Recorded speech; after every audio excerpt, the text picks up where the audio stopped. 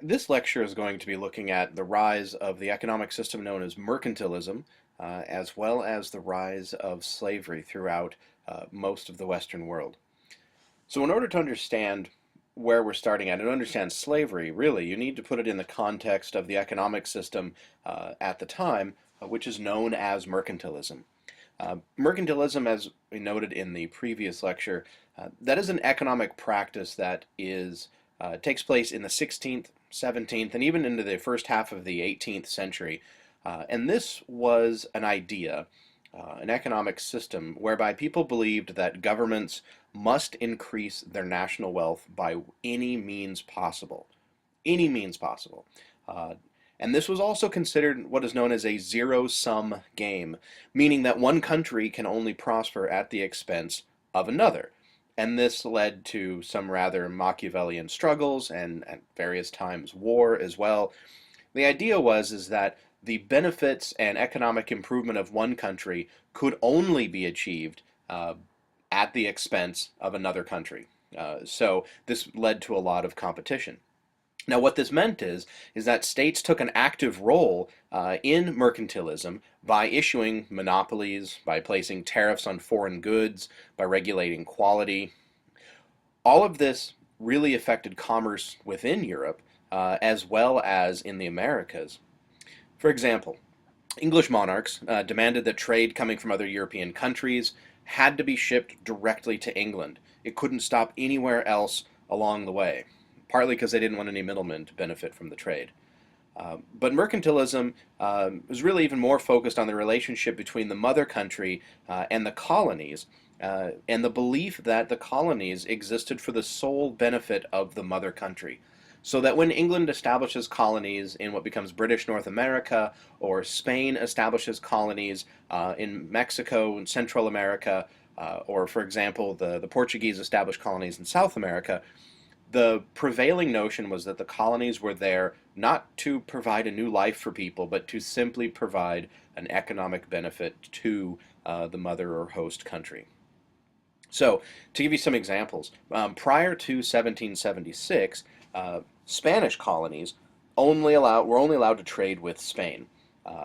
If they wanted to trade with Britain, the materials had to go to Spain first, at least theoretically, because there was a lot of illegal trade going on. Spanish colonies couldn't even trade with one another, even if they were in close proximity. If a Spanish colony was right next to another Spanish colony, in theory, all of their goods had to go all the way back to Spain and then back to that other colony. This is absolute micromanagement from the state. England also had laws like this. You can find those in things like the Navigation Acts of 1651 and 1660. And that said that trade between England and the Americas had to be on British ships, and these are ships that Britain then gives a monopoly to the company. Americans could not ship their own products. So the colonists in British North America could not ship their own products, things like cotton, tobacco, and sugar, directly to anyone but England. So even if someone in Spanish Mexico wanted to purchase American cotton or tobacco, they couldn't, in theory, buy it straight from there. Obviously, this leads to not just competition, but it also leads to lots and lots of illegal smuggling and piracy. Now, I want to look at two case studies of examples of mercantilism, two sort of different examples. The first one that we're going to look at is the process of silver mining. And the silver mining takes place in what is modern-day Bolivia, and this is silver mining around the city of Potosi. And then we're also going to look at the slave trade as well. But I want to start with the silver mining that takes place in Potosi under the Spanish. So when we turn to Potosi, we turn to Bolivia, this is in the period from roughly 1500 to 1700. And it's important to note that in the 1540s, even though Spain had never found, they'd sent lots of expeditions looking for these fabled places like El Dorado, where they thought there were piles and piles and mountains of riches. They never found El Dorado, the seven cities of gold, but they did find rich silver deposits, and in particular in this place, in Potosi in modern-day Bolivia. Between 1503 and 1660, Spain received something like 7 million pounds of silver, 40% of which belonged to the crown, which it either received from taxes or through the royal fifth. That is a sort of standard that a fifth of all proceeds go directly to the crown. That's in addition to taxes. This explains in part why Spain was the richest nation in the 16th century. This process is mercantilist here for a number of reasons. One, there's the Spanish fifth, the royal fifth, the demand of money paid immediately to the state. The ships are also all national, that is, they're all run by Spain. There's government-issued concessions and monopolies. There's obviously a lot of fierce competition for those monopolies. And all of the proceeds, in part, are meant for the good of the mother country.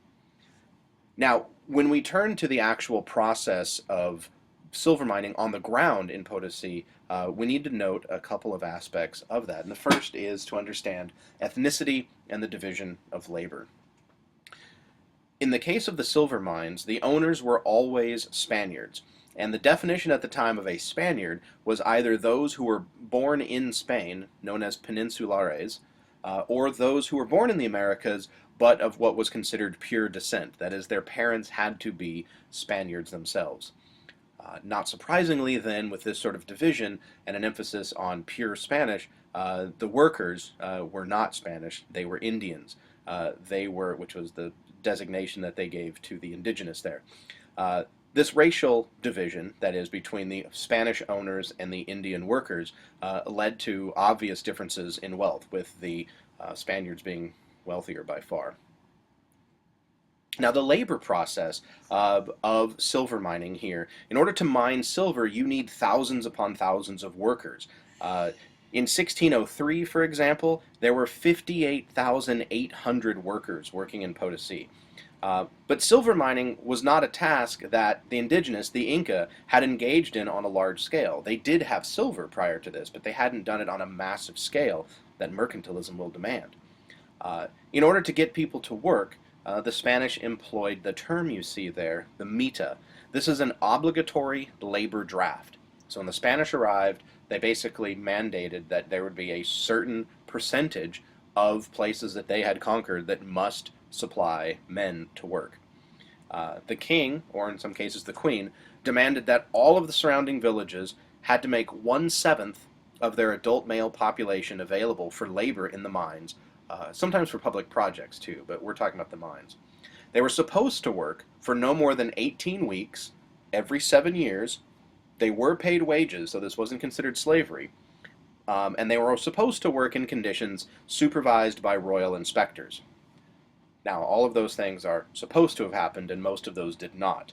In reality, they usually worked longer than this 18-week period, often for 6 months at a time, and the wages they earned were not to keep. They had to be used to pay tribute to the crown. So they got some of the wages, but then they were taxed on those wages that they were forced to work for. This practice actually continued until independence, which took place in 1823. There was also a lot of geographic displacement. Many of the mines were not near pre-established communities, and that meant that workers had to travel incredibly far to work. In some cases, for some of the laborers, that could be up to a 300-mile, 2-month journey there and 2 months home. So you might work for 6 months, but then you also have another 4 months of travel. Sometimes wives and families accompanied workers, sometimes providing food too, but it was not always possible. So in a lot of cases, families were displaced as well and separated. When the farmers returned, who had been now miners, when they returned, they often found that their crops and their llamas had died. They had to rely on neighbors until they could harvest crops again, perhaps raise a new herd of llamas. When the Spanish came to collect the mita, this 1/7 of the male population labor draft, many of the inhabitants would often flee the mining region to avoid service. This put an increased burden on those who remained, so perhaps they would take more from some villages if some of the men fled. The bottom line of this geographic displacement is that it not only destroyed community, but kinship ties as well, when you have families that are scattered all over the place. Now, we were talking about a 2-month journey there and a 2-month journey back, maybe 6 months working in the mine. That is in a good scenario. Most of the time, though, the dangers of working in the mine meant that once you went to work in the mine, you did not come back. Uh, there were a lot of dangers associated with working in the silver mines. Mining is grueling and dangerous labor, then as well as now. Many of the miners would often stay underground from Monday night until Saturday night. They're swinging these incredibly heavy axes against hard rock. There are little, if any, air shafts constantly filled with dust. There's high incidences of silica ingestion and mercury poisoning. Uh, don't forget that there are issues like explosions in there. People might be drowned in flooding shafts, buried in landslide and collapses as well. So there was all sorts of things that could increase the mortality. A disease also spread amongst all of the workers living there because people were living in such close quarters. So the life expectancy of miners who worked constantly, those who maybe worked during this entire 6 month period, their life expectancy was only between 6 and 12 months. And what that means is that historians have figured that approximately 8 million people died in Potosi during the colonial period. Now, because of these dangerous situations and because of the long hours underground, many miners began chewing coca leaves. Now, this had been a pre-Hispanic tradition, but before it had been done for religious and sort of medical purposes. But now, during the colonial period, you have a vast number of indigenous using coca. Now, it's not technically cocaine, it's the actual leaf that can produce that eventually through processing. But this is done in the colonial period to numb pain, cold, hunger, ward off bad spirits in the mine.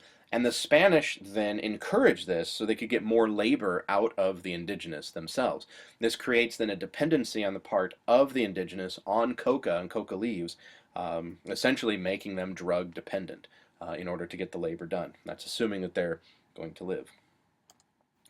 There's also an issue of gender regarding the mines as well. The miners themselves are always men. Sometimes wives went along with them, but they couldn't always. This often meant that the original communities that the men came from had now high populations, high percentages of women, and they had to take on new roles outside of the traditional ones. Uh, Other ones without fathers or husbands, some women moved to the cities to look for work, and often the only things open to them was being domestic servants. This further broke down the communities because either women were taking on new jobs in the communities, and when the men returned, it created a sort of a very bad gender dynamic because now women had been assuming the jobs of men. When the men return, there's friction. The Spanish often look down on these new communities, saying that the women, the Spanish, were very patriarchal and assumed that men should predominantly be in control. So when they remove the men from these communities, and then women begin taking on positions of leadership and sort of running the communities. The Spanish then belittle these communities now for being too feminine, even though they actually created that. So this consists of a breakdown in the communities themselves. Here you have an image, actually, of Bolivian silver mining, a mostly contemporary image that shows workers working in the mine shaft here.